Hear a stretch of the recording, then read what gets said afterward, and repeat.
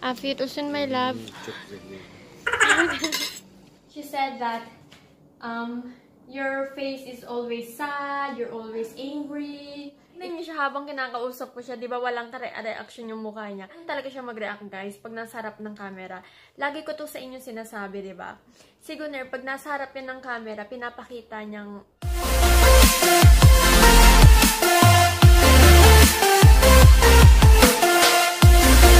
Good morning! Good morning! Is that actually good morning?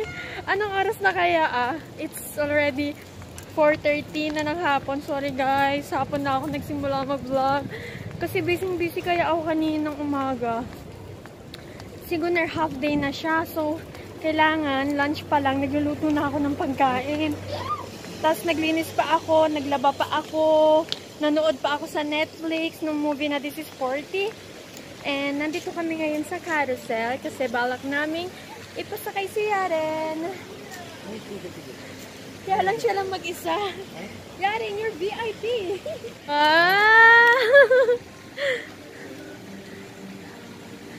Yaren! So, ayan siya guys. Meron kaming ticket dito, diba? Nung nakaraan bumili kami. Yaren!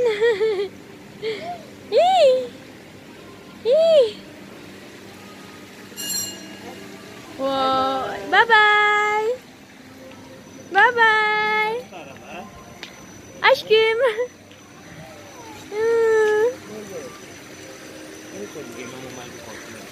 What?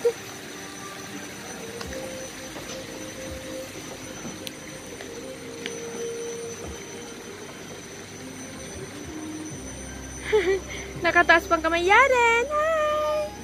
Hi! Is she crying or is she happy?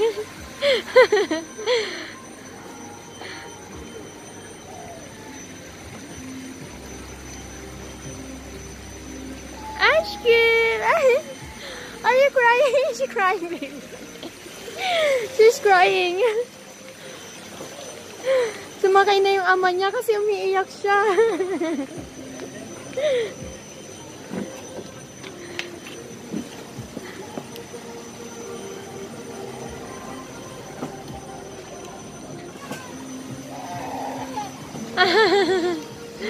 She's not in the mood.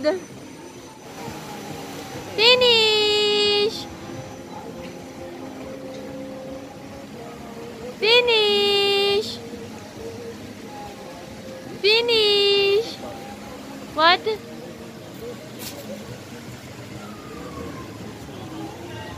She's not in the mood. Isang ride lang si Yaren kasi wala siya sa mood. Ayaw niya. Why she don't like it? Yeah. Kasi gusto niya daw yung balloon. Kaya nawalan siya sa mood.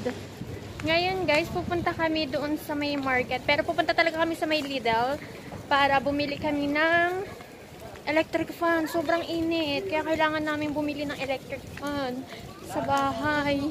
Alam mo yun, parang nasa loob ng oven sa sobrang init. Maybe in the house, it's so hot. Yeah? Yeah, I know. Super hot dito. Pag winter naman, sobrang lamig. Guys, nandito kami sa market. And tignan nyo to, ang ganda oh. Puma. But I don't know kung original bang Puma yan or hindi. Pero sabi ni Gunnar, wala daw fake dito. Pinapahanap ako ni Gunnar ng sapatos. Eh, nakabili naman na ako ng sapatos. I don't need shoes na. Tignan nyo yung mga sapatos oh. Diba? I don't like this. Lidl na kami, guys. Ano ibig sabihin nito? Baby, Lidl is from Swiss? We have to wear mask. Kasi mandatory yan. Pag di ka nagsuot ng mask, multa. Multa ang abot. Yaren?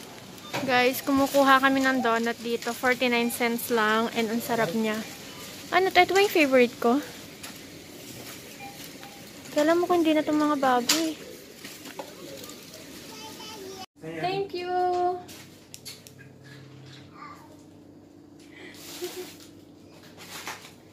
Tumutulong si Yaren talaga oh.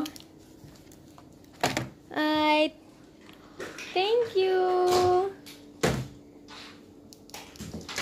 Wash ka? Pumunta kami doon para bumili ng electric fan. Eh, ang kaso, wala kaming electric fan na nakita. Oh, thank you! Nagdala talaga si Yaren. Kaya bumili na lang kami ng ice cream kasi gusto kumain ni Gunnar ng ice cream. Kawawa naman itong asawa ko. Masakit ang ngipin. So, we got this. Etong ice cream na to. Masarap to eh. Gelatelli. Iba't ibang klase. Meron siyang brownie, vanilla caramel brownie, cookies and cream. Ah, thank you! Talaga naman. And also here, merong Belgian chocolate and caramel and cream. Tapos eto naman is mango. Let's try kung masarap ba yan. Also, we got here all-purpose cream. Is it with my love? Ice cream? Carrot. Oh, thank you! Nagdala talaga si Yari ng juice. Ice cream for Gunnar. Ito yung ice cream niya. Mura lang kaya ito, ha? Wala pang 2 euro. We also got beef. Wala na kaming beef. Uy. May gusto pa naman akong lutuin. Also, we got ground beef kasi gagawa ako ng Italian spaghetti na naman by Miss Danny Barreto. And also, I got pretzel. Masarap. Hindi ako nakain ng pretzel, guys. Pero ngayon nakain na ako kasi masarap siya. And melon. Subukan natin yung ice cream na binili ni Gunnar kung masarap ba or hindi. Is it good, my love? No, it's okay. What's that, baby? Just like that, we check. Look, baby, I like ice cream like that. Yok, chocolate. Ah, yes. I forgot to put the ice cream in the fridge. Tikman natin mamaya, guys, yung ice cream na mango. Kung lasang mango ba talaga siya. Guys, kaamoy niya. It's like real mango. Kaamoy niya. Gusto niya ilagay sa ano? Gusto niya ilagay sa loob ng melon. Kaya lang sabi ko, mamaya natin ilagay sa loob ng melon. Kasi ako lang naman kakain. Tikim lang tayo ng onte. Wow! Para siyang matutunaw na. Let's try. Kung masarap ba siya.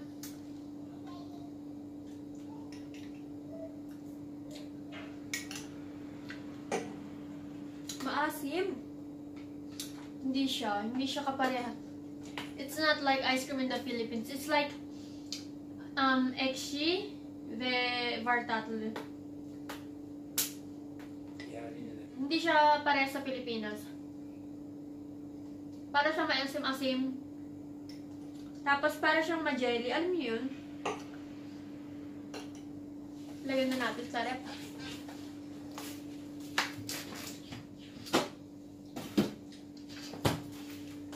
Maasim siya, guys. Hindi, and ang dali niya matunaw. Siguro kasi mainit na din. Asim! Asim! Maasim siya.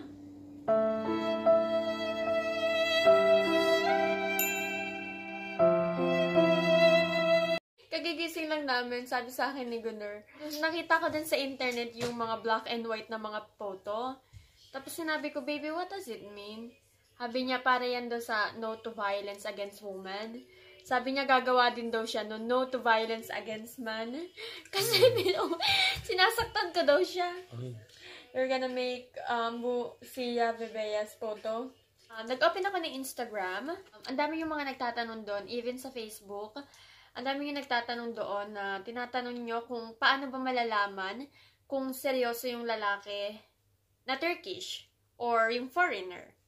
Pero dahil Turkish yung asawa ko, let's ask him. But before that, I just wanted to answer it first. Pasensya nyo na asawa ko, inaantok na to. Pagod to, guys. Anong oras na dito? Mag-alas 11 na. So, but anyway, para sa akin. Kasi si Gunnar, nung bago pa lang kami nakakilala, when we met before, you always message me, as in everyday. Ben ne zaman yok bu si, ben mesajsan. Yeah. And he always, as in talagang lagi siya nagme-message pag di siya busy. And then, hi! She's eating donut. And then, what else? Mararamdaman mo yun eh. Mararamdaman mo yun kapag yung lalaki seryoso siya. And mayroon siyang time sa'yo. Tapos, consistent. As in, yung consistent talaga na hindi lang sa umpisa. Yung parang tuloy-tuloy. Everyday na same pa rin. Same yung ugali niya. So, you can say na seryoso yung lalaki pag ganun. So, para sa akin yun na. Kasi ganun si Gunnar. Doon ko nalaman na seryoso siya nung talagang araw-araw na may communication kami, na hindi siya nagbago. Consistent talaga siya. Kung paano ko siya nakilala na bossy, ganun pa rin siya. Ganun. And para sa akin yun na. So, what about you, baby? Because some of my followers on Instagram asking me how they will know if the Turkish guy is serious in relationship. Bilmem. Her zaman tenkik ben sen, ben mesaj. Başka. Her zaman merak etmek. Ben yok söyle like. Yeah. True, that's true. Bu söyle başta line. Bu sonra çok line. Evet. That's true, baby. Bu, Thank you. Mesela bu var çok personel var gibi. Türkiye var gibi. Avrupa. Bu yok para. Bu ben var bu. Bu gibi kimya. Bu yok serious baby. Yok funny şaka personel. Mesela sen ben konuş değil mi? Kim serious konuş serious. Yok gibi şaka. Ve yok bu tragedious personel. Mesela sen ben konuş ben bu görün çok güzel. Bu çok güzel. Kim yap bu? Bu gerçekten çok iyi. Ayaw niya ipa-mention sa inyo guys kasi parang nababastusan siya. Pero ang sinabi niya sa akin, cut ko lang to ha. So, ayaw niya kasing pag-usapan namin yung mga gantong bagay. Ang sabi niya sa akin, malalaman mo din daw na seryoso yung lalaki kapag hindi nag-as ng kahit anong larawan mong hubad, mga ganon. So, I think, seryoso yung lalaki pagka ganon. Ne yok söyle bu. Sen gerçekten çok güzel. Ben first baksam, ben first güzel bu gibi. O nedir Türkiye yok güzel girl. Bu duran baby. Mesela ben yok söylesem bu gibi. Baby sen gerçekten çok güzel. Ben first bak gibi güzelsen. O nedir ya bu duran. Ve kim bu çok agresif? Sen söyle. Yok girl konuş Türkiye erkek. Mesela bu takbat. Mesela gibi orospu çocuğu sen bu. Ve bu gibi sonra bana ne? Bu yok iyi. Bu gibi ben mesela ben konuş değil mi? Sen late bu ben söyle amına kodum ya neden sen late? O nedir ya? First saygı. Sen söyle bu. Kim yok saygı yok konuş. So, ayan, ang sabi niya, pag may nakausap na kayong mga Turkish na yung mga aggressive, like, andaling magalit, not madaling magalit, but, alam mo yun, nagsasalita ng masama, wag nyo daw ituloy yung relationship nyo dun sa lalaki, kasi hindi daw maganda yun sa lalaki. Yung ganung magsalita, yung parang laging nagmumura, yung talking bad, alam nyo yun, yung nagsasalita ng masama. So, hindi daw yun maganda. Mesela değil mi? Ben agresif. Sen ben fight ne oldu ben agresif? Yeah. Ben sen. Yeah, okay. Mesela ben serious değil mi? Neden ben another girl o nedir? Subs, Facebook, Instagram bu gibi. Okay. Yok doğru. Doğru. Tabii ki doğru. Çünkü sen tanımıyorsun neden sen bu istiyor gibi o nedir? Ad. Neden sen bu at? Ne yaptın sen bu? That's true. Sen istiyor friend. Evet, what for? Di ba? Pagka yung lalaki daw is sinabihan ka ng maganda ka, ikaw sa unang tingin ko pa lang nagandanahan na ako sa'yo, hindi daw yun seryoso kasi parang napaka-imposible daw nun, ang daming magagandang babae sa mundo parang na-shook ka lang dahil nakita mo isang taong ganun na ang layo-layo nyo. So ayun yung mga sinabi niya. And what else did he say? Para sa kanya ayun yung mga seryoso at hindi seryosong lalaki. So kung yung mga nakilala nyo is mga ganun, like bastos, walang respeto sa inyo, aggressive, alam nyo yun, hindi sila seryoso sa inyo. So, ayun, nanggaling na sa kanya. Iba-iba tayo ng paniniwala sa buhay, iba-iba tayo ng iba-iba tayo ng point of view sa buhay. So, sa kanya, ganon. And sa akin, iba din. And this is just an idea on mga para sa mga may mga boyfriend dyan. So, that's it. So, what do you want to say about those girls who have Turkish boyfriend? Do you want to answer that? Sen söyle Filipin girl. First bu 1 ay 2 ay tak. Yok öyle çabuk çabuk bir gün tak ve bu gitti orada. O nedir? Sen söyle first tak yavaş yavaş. Yok faster. What else? Ay personal kafa baby. Bu biliyor kendimi. So, ayun yung sinabi niya na it's still up to you pa din kung kahit ano sabihin pa ng ibang tao na wag mo sundin to, masasama ang mga Turkish or mabubuti ang mga Turkish. It's still up to you. Ikaw pa rin yung magdidesisyon yan. At the end of the day, ikaw pa rin yung nakakausap dun sa lalaki. For me naman, para naman sa akin, if you feel, mararamdaman mo naman yun eh, woman instinct natin yan. Ang body natin nakaka-vibes yan ng hindi maganda sa isang tao. For example, na something is not right, malalaman din natin yan. And sa mga Pinay dyan, wag din kayong ayun nga, like what Gunnar said, wag kayong nagmamadali. Just take it slowly. Just take it slowly, getting to know each other. Kasi, ano yan eh, ibang lugar yan eh. Ibang tao yan. Ibang klase ng tao yan. Hindi yan Filipino. So, might as well, kilalanin nyo muna mabuti. Ang mga Turkish, mga gwapo yan. So, wag kayong maakit sa itsura. Kasi, sometimes yung face is, deceiving yan. So, eto lang yung pinaka-tips ko, parate, lagi lang kayong magdasal. Always pray para sa future nyo. So, as for a guidance, mag-ask kay God ng guidance, and everything will go smooth. Like what I always say, before, nung bago ko nakilala si Gunnar, I always pray na sana may makilala akong foreigner na mabuti, na alam mo yun, lagi ko yan, araw-araw ko yung pinagdadasal. And then, God gave me Gunnar. And shoutout sa mga nagtanong. Please do follow me on my Instagram and Facebook. It's Filipina Living in Turkey.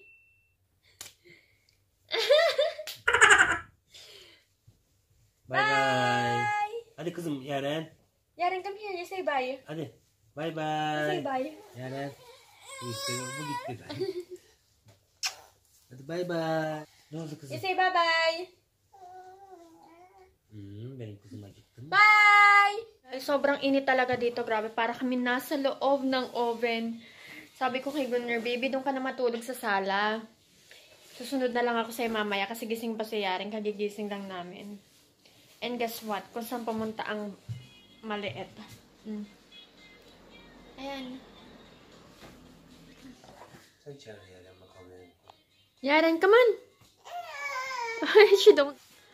Yaren, come on! Yaren! Aşkım, come on! Kızım. Yaren! Hadi kızım sen gitti. Come on!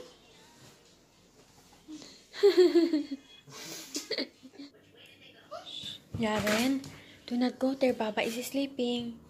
Sabi ko sa kanya, wag siyang pumunta kasi tulog yung papa niya. Yaren, higher. Shh. No, Yaren. Do not go there, ha? Papa is sleeping. Come over here na. Sabi ko sa kanya, wag siyang pumunta sa sala kasi tulog yung papa niya.